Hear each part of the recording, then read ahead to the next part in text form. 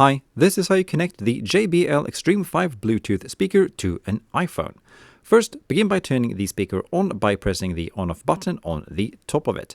If this is the first time you are turning on the speaker, it automatically starts up in pairing mode, ready to be connected to a new device, something that is indicated by that the LED strips of the speaker starts pulsing blue.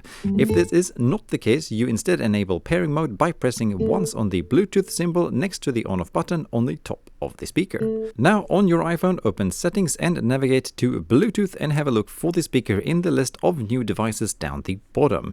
If it does not appear, a good thing here is to just briefly turn Bluetooth off up the top and then turn it back on. When the speaker is found, then just tap on it to connect it to your phone. To get a little bit more out of the speaker, it is also very recommended to download and install the JBL Portable app. This is available through the normal App Store just like any other app. After installing it, just open the app and the Xtreme 5 speaker should then automatically appear in it since it is already connected to the phone.